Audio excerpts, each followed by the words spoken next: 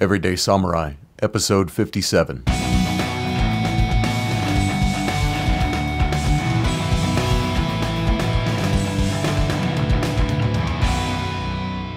Greetings, friends, and welcome to Everyday Samurai, in service to your liberty and the security of a free state. How do you do? The Everyday Samurai project is premised upon three general principles, that of mindset, martial strategy, and political economy.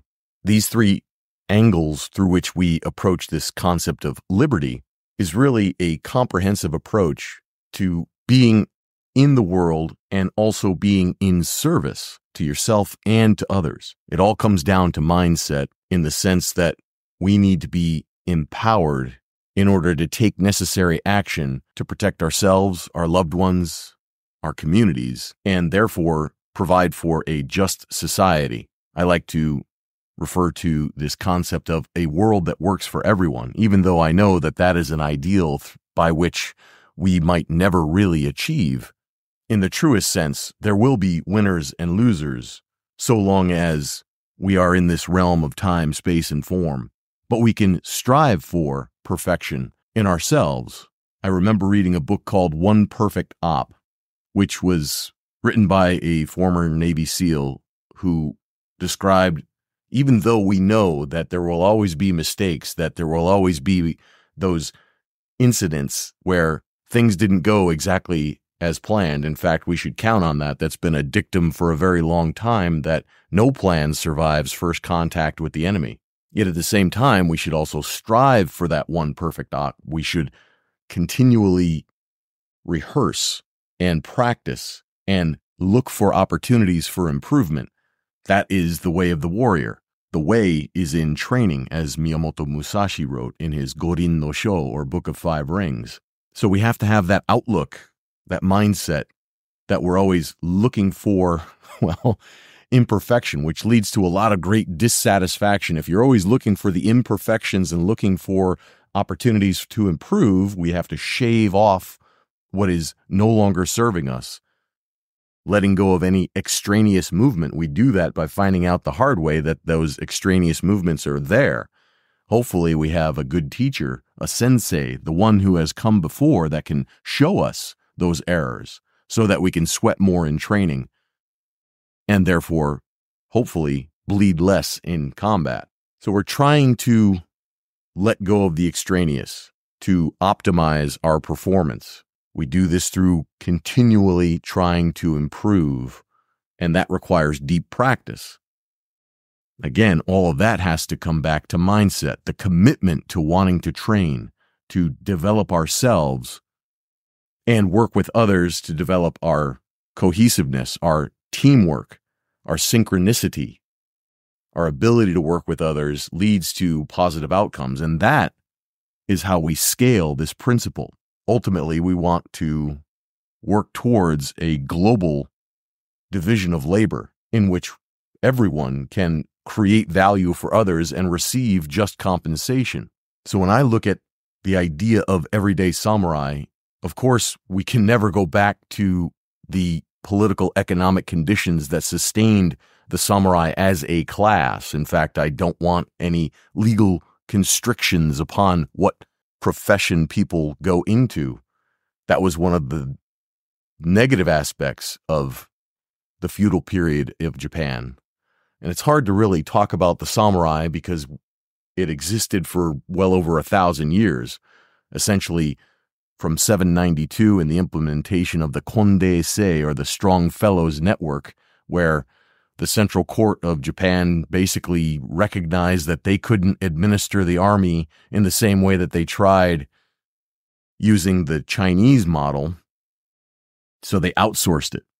Carl Friday's books describe this in great detail, one of the chief ones being hired swords. It was private warriors and private networks of warriors that took over. Again, beginning with the Kondei-sei in 792, and then leading all the way through a various succession of programs, whether it be through the Minamoto or the Ashikaga and ultimately the Tokugawa, with periods of conflict in between. So it's difficult to talk about the samurai. And One of the reasons that the first shogunate was established under Minamoto no Yoritomo was the fact that he promised the appointments that those hired swords sought after to be hereditary, meaning no longer would they have to compete. They could achieve rank and pass down those ranks unto their lineage and keep it in the family. Therefore, the samurai at the time would fight for him. Of course, as soon as you establish monopoly and prohibit free entry and competition in the marketplace, you lead to stagnation. All the things that go with monopoly, such as poor service and higher prices and a decline in customer satisfaction, also apply to that of governance. So, preventing monopoly formation is not only necessary for the security of a free state. As an American, people that study the Constitution of the United States, we recognize that there is no monopoly granted. In fact, politicians and bureaucrats should be, by right, dependent upon we the people to execute the laws, repel invasions, and suppress insurrections. This is why I talk about principles that can scale. We bring up how we want to be for ourselves, empowered, resourceful, ability to secure our interests, and also to protect those that we love and our communities. And in this way, we contribute to the security of a free state. That's what the real purpose of the Second Amendment is, not just for you to be armed for your own purposes, self-defense, quote unquote, but to provide for the security of a free state. What is a free state? A state where everyone is secure in their persons, houses, papers, and effects from encroachment. And that is the greatest challenge that we have today, that many people are drugged up, dumbed down, and distracted so that they are not performing their civic duty. They are not following through on what they know to be the best for themselves, such as staying in physical shape and having a degree of fitness and being organized, armed, and disciplined in their own lives so that they have the capacity to contribute to the well-being of others. In other words, contributing to the security of a free state. For me, martial art is not about self-defense, and I go back to the great book by Karasuma Kantaro called Igensho, the Book of Dignity. And in that, he goes at great detail, and you can go into our archives and see some of the interviews that we had with him, discussing the fact that martial art is not about self-defense, but it's about asserting dignity. If you want to be defended, you can go live in a rubber room, go to prison where you'll have guards watching you 24 hours a day. That's not the purpose of martial art. It's to live as a fully actualized human being. And that's the same thing with regard to having government, is engaging in community so that you can enjoy the division of labor. And with that also comes task specialization and the complexities of a modern economy. But the problem with government writ large is those that hold power have a tendency to abuse it. And this brings us back to the concept of a constitutionally limited republic, res publica, the public thing. Politicians and bureaucrats are restrained to only those things that they have been delegated through contract. Yet at the same time, a contract can always be abused. And that is why we, the people, must always be organized, armed, and disciplined so as to prevent the formation of monopoly, to prevent politicians and bureaucrats from arrogating to themselves powers that have not been delegated. Yet we see on the world stage today, the year being 2024, that they are not providing the security and justice services that we, the people, expect them to. They are not limiting themselves to the delegated functions through contract called the Constitution, by which liberty was supposed to be secured to ourselves and our posterity. In fact, as Friedrich Bastiat wrote in the law gets perverted. It gets perverted into an instrument of parasitism and plunder. And the longer a state maintains that monopoly, the deeper the state becomes. The more they can scheme and create policies through which they can further create parasitism and plunder, and thereby deplete the resources that we the people have to enjoy our lives and to develop as fully actualized human beings. When you look at the samurai, one of the geographic factors was that the best warriors always came from the east, Azuma, or the Kanto Plain. Why? Because it was the largest area in which warriors that depended upon horses, cavalry, Kyuba no Michi, the way of the horse and bow, was originally how the samurai were thought of. Mounted warriors that were skilled at archery. The ability to swing a sword skillfully came later and was really a luxury. The ability to generate combat power was dependent upon having flat plains with which you can raise horses, allow them to graze, and also conduct training in the way of the horse and bow. In modern society, we too must have resources. We're not necessarily geographically dependent because of modern technology that allows us firearms and combat generation that is not dependent upon geographic factors. So long as we are able to control our own resources and not be encroached upon. And the greatest encroachment is that of politics, the state that has become perverted into an instrument of plunder and parasitism. Modern technologies like firearms, pistols, the ability to defend ourselves easily with a modicum of training makes it easier. However, we still need sufficient resources such as leisure time. And that's the greatest one. Learning how to ride a horse and shoot a bow and arrow means you have to have the time to put down the farming tools and stop doing manual labor sufficient to feed yourself and instead engage in these other activities. In today's day and age, people, again, are dumbed down, drugged up, and distracted from what they should be doing, like staying fit and healthy and engaging in martial training, in an armed martial art, I should say, so that then they have the capacity to provide for the security of a free state, to participate in the militia of the several states. And you can't do that when those that hold power are depleting your resources. And the key resource here is the money supply. Instead of following the constitutionally required principles of coining money in gold and silver purchased on the free market according to fixed weights and measures, the political powers that shouldn't be have instituted this Federal Reserve note system. And that makes it harder for we the people to make a living. It means we have less leisure time to train and to organize ourselves. And of course, there's always a new distraction. There's always a new emergency. There's always some reason why we the people become divided along trivial issues. And we see that with the George Floyd riots. We see it with the virus that kept people locked in their homes and mandated social distancing and forced injections of unknown substances. And we see attacks on financial freedom, such as the trucker protests up in Canada during the lockdown period. So we see creeping tyranny, and I don't know how much more creeping. It's so blatant that we need not call it hidden anymore. Politics has dropped its pretenses. No longer are those that hold political office even pretending to uphold the Constitution. It's pretty much a dead letter. It need not be. It is still the supreme law of the land.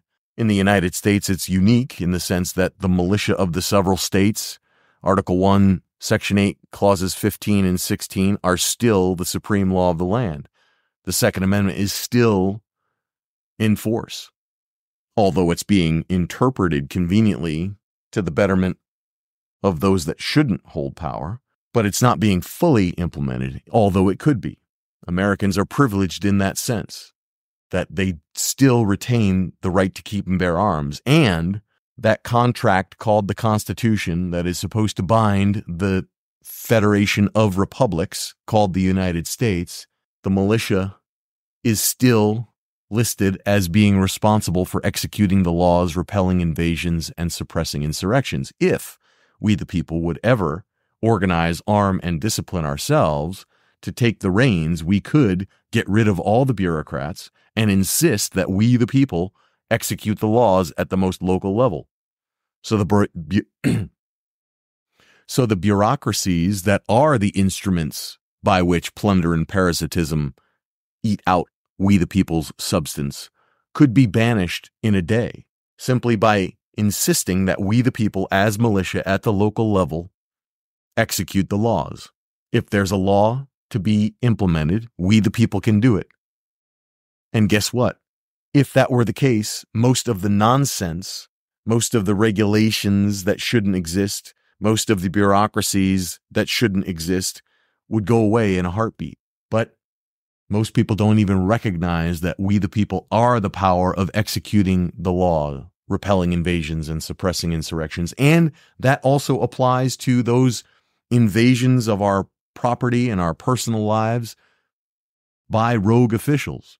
So all of this goes at length to say that we have the power, and it comes through way of discipline, organized, armed, and disciplined. You have to have the mindset and study the principles of political economy to see that there is a way forward, that this creeping tyranny can be arrested, and there is a mechanism by which it can be done. It's called the militia of the several states. So keep training, keep meditating, keep studying the self to transcend the self, keep focusing on martial capacity, generating combat power, and using it skillfully with a sense of justice. And it's very simple to understand those principles of justice. Do all you have agreed to do and do not encroach upon other people or their property. With that, we have the basis of criminal torts and contract law, and we can move forward with that. Yet at the same time, we recognize that there's great dissatisfaction everywhere we look because we're striving for that principled approach, and the perfect adherence to principle will never come, but we must continue because that's the purpose of life. That is what it means to be a warrior. So get very comfortable with the discomfort of seeing imperfection everywhere in ourselves and in those around us, and certainly in the social and political situations that we witness on a daily basis. For me, I work with the books produced by Dr. Edwin Vieira to see how Republican virtues can be restored. And there's a book that I purchased. It's relatively rare. It's called By Tyranny Out of Necessity, The Bastardy of Martial Law. And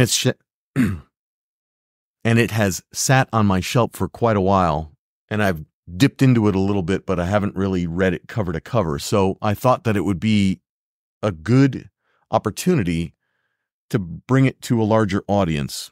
And so I'm going to embark upon a journey of reading it here and stopping periodically for commentary, because it is important that we as martial artists and citizens and those interested in restoring liberty and passing it down to future generations have a mechanism.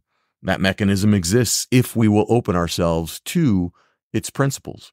So this book, The Bastardy of Martial Law, has not gotten as much attention as I think it deserves, including from myself.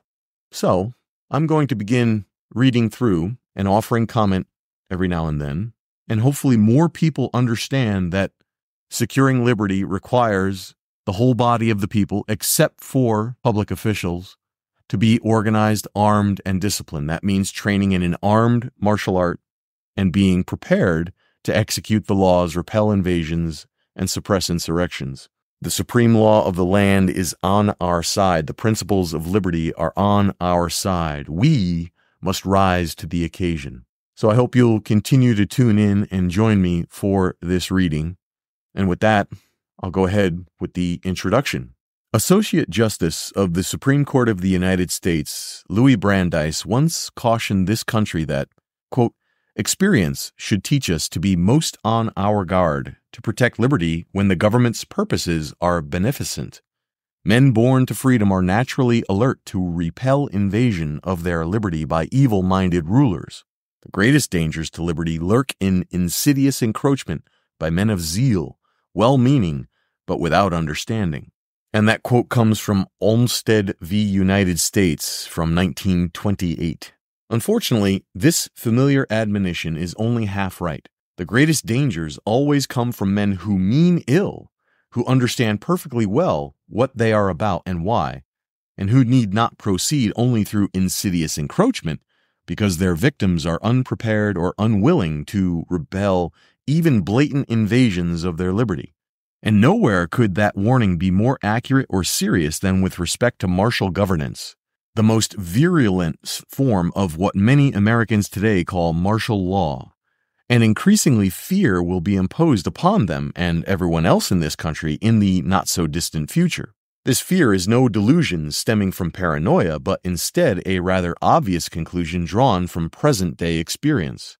Neither particular insight nor foresight, but only ordinary eyesight, is necessary to see that everywhere within America's federal system of government, public officials are preparing at a frenetic pace for the imposition of martial law. Physically, by setting up within their own jurisdictions their own components of what is plainly designed to function as fully integrated, nationwide, paramilitarized police state apparatus. Psychologically, by brainwashing the general public into believing that the government's purposes are beneficent, because this apparatus is supposedly necessary to keep Americans safe from foreign boogeymen, while itself posing no possible domestic threat to their safety. And, politically and ideologically, by demonizing as an extremist anyone and everyone who questions the need for or the propriety of such an apparatus, or any other machinery or manifestation of martial law, within the land of the free and the home of the brave. More menacingly, yet some of the worst aspects of martial law are increasingly being introduced throughout this country, not by insidious encroachment, tiptoeing in on what the poet styled little cat's feet, but by blatant outbursts of lawless brutality goose-stepping along in the combat boots of paramilitarized police forces, sheriff's departments, and other self-styled law enforcement agencies. And to that we can also add encroachments upon the ability to trade, access our financial resources.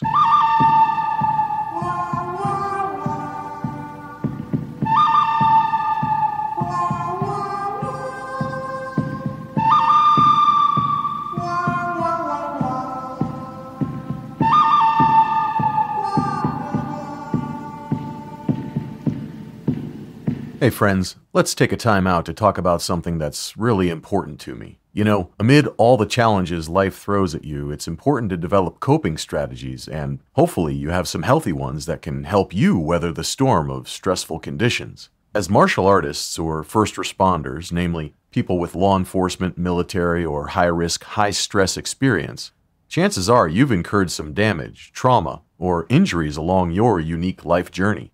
Perhaps those traumas are invisible, existing below the surface in the subconscious, yet continually affect you on a day-to-day basis, maybe even in subtle ways. Yet you know something's not right. It's time to be honest about it and call it what it is, dis-ease. And when left unchecked, that kind of dis-ease will manifest as additional trauma for yourself and those you care about. So, the time for healing is now. And fortunately, all natural relief is available. As someone who came from a hardcore law enforcement drug warrior background, I never thought I would be one to advocate for the use of cannabis oil, or CBD for short. Yet staying open to new information and new pathways of being, along with my quest for the principles of what makes for a better life for myself and society, from this perspective, after studying the dirty history behind the prohibition of hemp and cannabis and other life-enhancing products that derive from organic plants, I can tell you that it's a good thing CBD oil is now legal. With a bit of sarcasm, we should thank our political masters for allowing us the latitude to grow plants and use them for our own benefit, or to trade the fruits of our labor with others. Thank goodness for this newfound permission. After all, it's a restoration of the ability to possess and consume the very same plants that founding fathers like George Washington and Thomas Jefferson grew on their farms and have been part of Japanese culture since time immemorial. Nevertheless,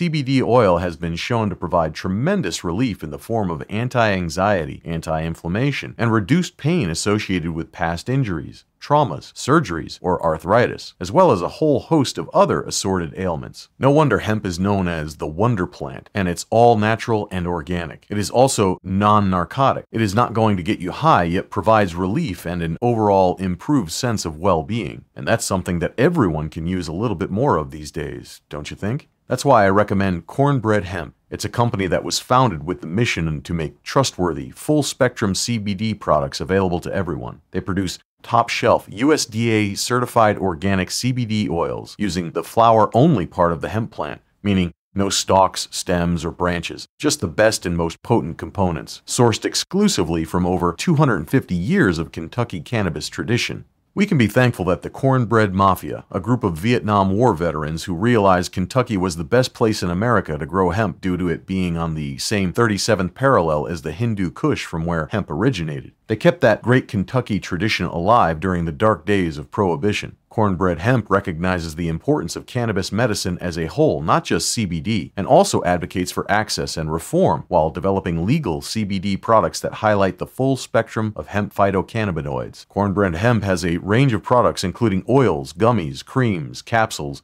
and even pet products to offer relief from pain and anxiety. Their distilled formula, for instance, includes an organic medium-chain coconut oil and full-spectrum flower-only hemp extract and has a smooth, mild flavor with light notes of pepper and a touch of sweetness.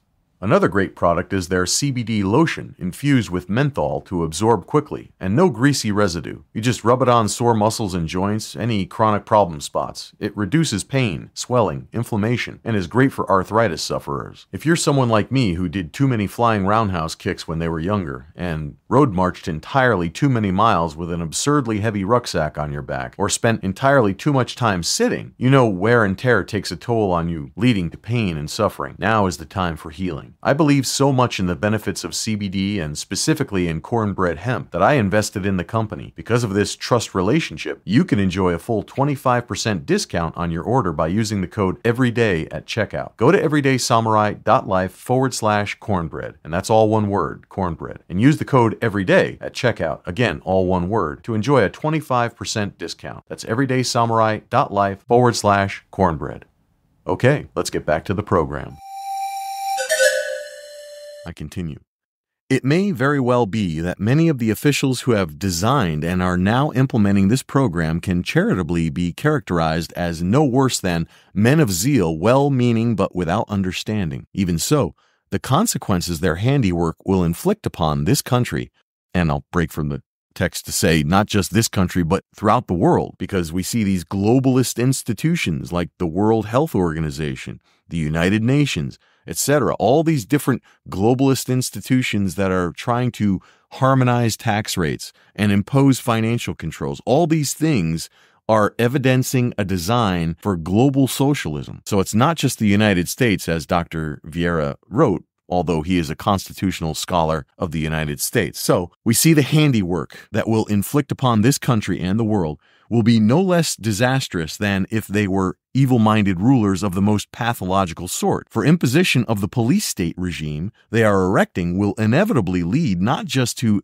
adventitious encroachments upon, but instead to the systematic eradication of Americans' ability to exercise and enjoy their fundamental liberties. It may well also be that the most contemporary Americans have not been born to freedom in the way their forebears were. So perhaps they are not as naturally alert to repel invasion of their liberty as were their ancestors. Even if true, however, this will provide poor comfort and offer no excuse when the jaws of the police state finally clamp down upon them. Now is the time to be most on guard to protect liberty, when something can still be done to that purpose. So Americans must do their best with what they are and what they have at hand. The first step must be to understand what is going on and why, and how to deal with the situation. Part 1. The present context. Chapter 1. The misbegotten war on terrorism as the pretext for the imposition of martial law in the United States. As cogent as Justice Brandeis's observation was in his time, never were the greatest dangers to liberty as stark, serious, and imminent as they are today in the era of the apparently perpetual war on terrorism. And remember, Dr. Vieira wrote this book back in 2015. So think through all of the impositions and more tyranny being built in the wake of the Floyd riots, in the wake of the dubious elections, in the wake of the COVID-19 scandal, in the wake of the World Health Organization treaties that are being negotiated. This war on terrorism has escalated beyond just at the time being Islamic terrorism, a la the invasions of Iraq and Afghanistan and Northern Africa and all the other locations where this global war of terrorism has unfolded. It's becoming even more pernicious. And again, one of the more key linchpins is financial controls. So we continue. This pseudo-war, which has never been constitutionally declared in disregard or even open defiance of Congress's authority and responsibility in that regard, and which lacks even the basic characteristics of a war, which could be declared, is being waged purportedly because, as its proponent's slogan has it, certain foreigners supposedly hate our, that is, common American freedoms. Rarely admitted, though, is that the freedoms foreigners hate most, and with no little justification, are the spurious freedoms rogue public officials in the District of Columbia, both civilian and military, have arrogated to themselves in order to attack their foreigners' countries, either surreptitiously through the black operations of various intelligence agencies, non-governmental organizations, and other subversive front groups, or openly through violent regime change implemented by military intervention of one sort or another, whether involving irregular proxy forces or the regular armed forces of the United States and their coalition partners. These are not any sort of freedoms claimed for, let alone guaranteed to Americans by either the Declaration of Independence or the Constitution or, for that matter, any sort of freedoms for which Americans should ever grasp. For the genius and character of our institutions are peaceful, and the power to declare war was not conferred upon Congress for the purpose of aggression or aggrandizement. And here Dr. Vieira has a footnote to Fleming v. Page, a Supreme Court case that was ruled in 1850. And that is a quote that the genius and character of our institutions are peaceful and the power to declare war was not conferred upon Congress for the purposes of aggression or aggrandizement. Remember, that case was in 1850. Think about what happened in 1863. So we have aggression from Congress despite what the Supreme Court thought of it in 1850. And that spiral has gotten so much more out of control since then. Continuing. And inasmuch as the explicit power to declare war was not conferred for those purposes, then the power to wage war, which is merely implicit, cannot serve such purposes either. For it would offend constitutional logic were the general government entitled to wage a war which it could never declare. Thus, these supposed freedoms must be seen as nothing more than rogue officials' own self-generated licenses to engage in aggression or aggrandizement whenever, wherever, against whomsoever, and for whatsoever reason they like. I'll move down to the footnote. This is, of course, a pattern of abuses with a long and sordid history.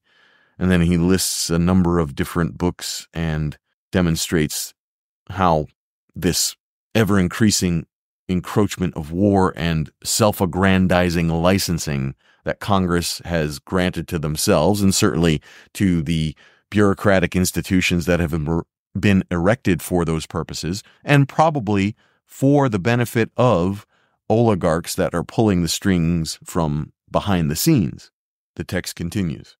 In any event, whatever the source of their distress, how could foreigners turn their abstract hatred into actions actually harmful to most Americans?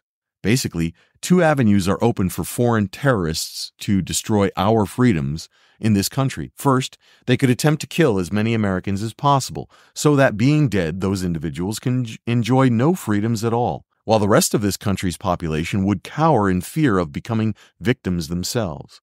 To any significant degree, however, this strategy would be unworkable in terms of the ultimate goal being postulated. For how could any bevy of terrorists kill enough Americans in a sufficiently short period of time that the entire country would sink into despondency and defeatism? Of course, a chronic campaign of terrorism would impose a slow but steady and irksome physical and psychic drain on many Americans. Yet, how could highly motivated and well-trained terrorists, willing to wait for opportunities to present themselves, ever be prevented from committing an endless series of random murderous outrages in a country as large as this, if they skillfully employed the classic tactics of guerrillas?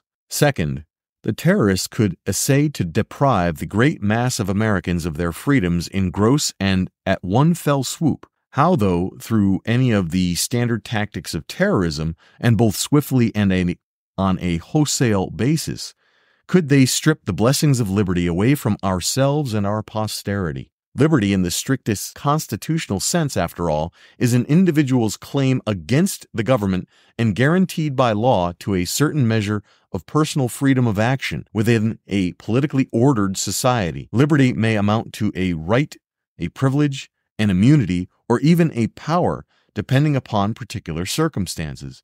But the word always refers to a legal relationship within and between the citizenry and the polity. This is true even when purely natural liberty may be involved. But the Constitution itself provides in the Ninth Amendment that the enumeration in the Constitution of certain rights shall not be construed to deny or disparage others retained by the people. And if these certain rights are not to be found in the enumeration in the Constitution, whether explicit or implicit, then the source of at least those entitled to the characterization unalienable must be none other than the laws of nature and of nature's God, which the Declaration of Independence invokes, and which, as the Declaration attests, are themselves the highest of all laws. Americans can be deprived of their physical liberty by private parties, such as by kidnapping. They can be deprived of their constitutional liberty, however, only by public officials, either justly by due process of law or unjustly by the undue processes of usurpation and tyranny, but by no purely private institution, group, or individuals unless rogue officials are somehow acquiescing in, allowing, agreeing to, or aiding or abetting such actions in violation of their own legal duties to protect the victims. In both instances, law, in its presence or in its absence, plays the decisive role. For that reason, foreign terrorists could succeed in denying Americans the blessings of liberty only if Americans' own public officials and other political, economic, and social leaders somehow aided and abetted them to that end, and, most crucially, only if most, if not all, of the deprivations of liberty were effected through the undue processes of usurpation and tyranny. This might occur unintentionally, through stupidity, if insouciant and negligent officials inadvertently misused due processes of law with a zeal to suppress terrorism that beclouded their judgment. Or it might occur intentionally through stealth if conniving rogue officials abused due processes of law, precisely for the purpose of donning the supposed suppression of terrorism as a convenient cloak under which to grasp at the fruits of usurpation and tyranny. For either result, terrorism must provide the perfect goad or excuse, and either way, America could be, and eventually almost surely would be, turned into a vast concentration camp. What advantage, though, would accrue to average Americans from being made safe in a concentration camp? Notwithstanding the obvious answer to that question, today, this country is overrun with individuals and groups in both public and private life touting various policies, all of which are advertised as somehow necessary to render Americans safe from terrorism. As these proposals typically provide no, and probably from a scientific point of view could never provide any analysis of costs versus benefits, which can measure the conjectural safety to be gained against the actual blessings of liberty to be lost, one must conclude that their proponents intend to impose upon this country simply their own idiosyncratic notions of safety at whatever costs in losses of liberty everyone else must be forced to pay. Thus, as well-meaning but without understanding as its members may be according to their own lights, the crowd touting safety über alles drops from the classic mold of faction.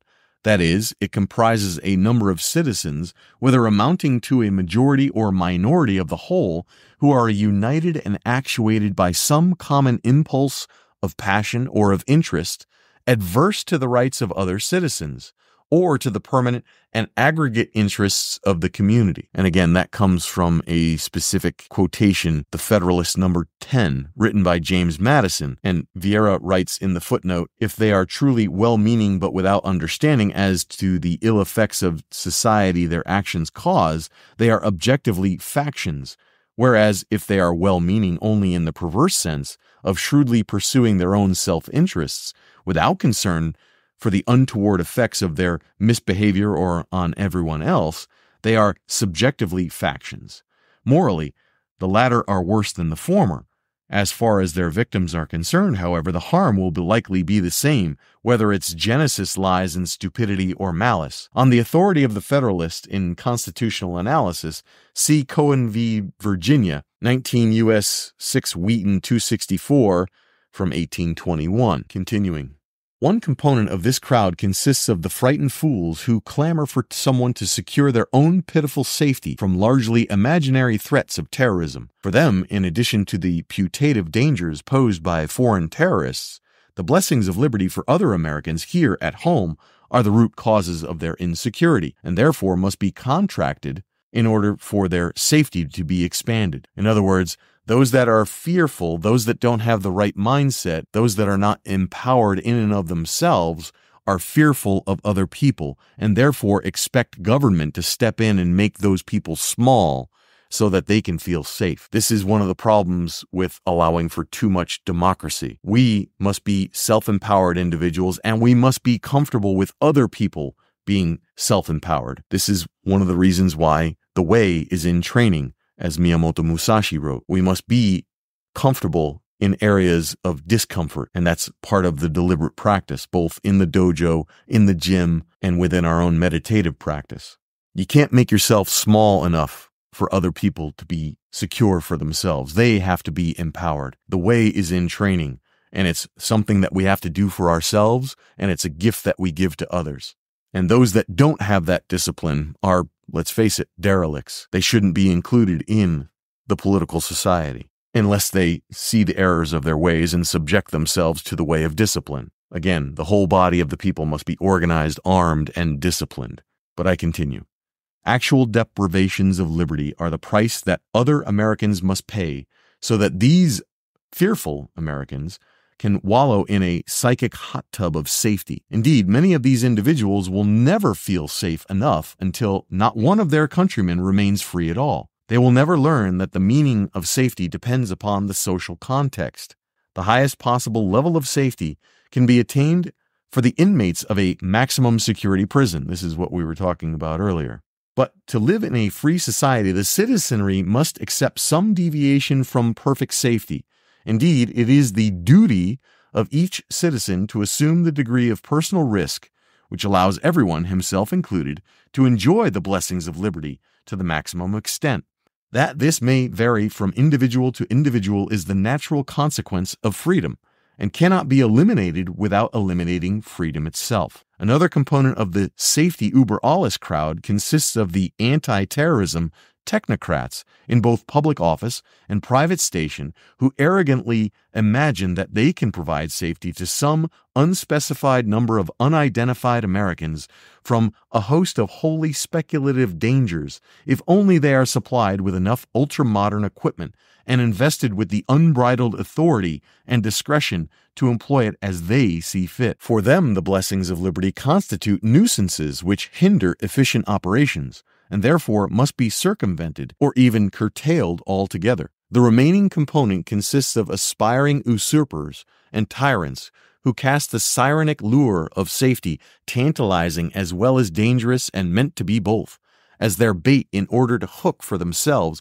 unlimited police state powers, through the exercise of which they can enmesh everyone else in the gill net of a nationwide concentration camp. For them, the blessings of liberty interpose stumbling blocks to their ambitions, and therefore must be obliterated. The first group provides the excuse for a police state The second supplies the means to operate a police state, and the third draws upon the hysteria and the expertise of the other two in order to set up a police state. They all cooperate harmoniously because, for one reason or another, they are all disposed to accept or to promote the false notions that not only is safety more important than liberty, but also liberty is incompatible with safety, even though the Constitution itself conjoins as two of its objects the common defense and the blessings of liberty. So, as long as these three groups influence, let alone direct the course that homeland security takes in this country, every policy ostensibly aimed at increasing Americans' safety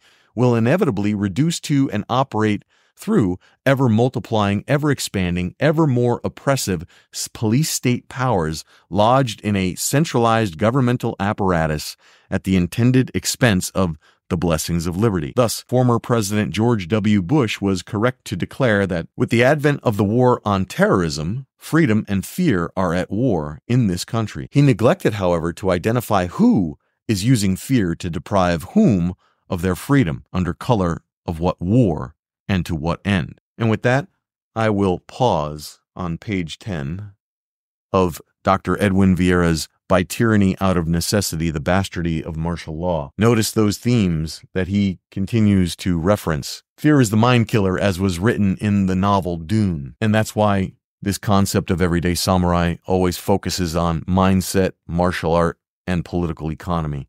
We have to get very comfortable with discomfort. And for that, we have to have a meditative practice. We have to have a mindset that accepts discomfort as natural, including our own imperfections and the imperfections that we see in others and the police state that we see being built within the United States and around the world. And we continue to come back to the practice. The way is in training the mind, training the body, training our technique, training with our tools, and training our mental discipline to see the world through the lens of political economy and know that there is always a way forward. So with that, I thank you for your time and attention. I wish you the very best. Friends, we hope you've enjoyed this episode of Everyday Samurai, and we look forward to seeing you next time. Be sure to subscribe to our feed so you always catch up with our latest episodes. If you like what you've heard here, give us a thumbs up or a 5-star review on the podcatcher of your choice. Here recently, I've been using the Fountain app, which is next generation podcast listening that allows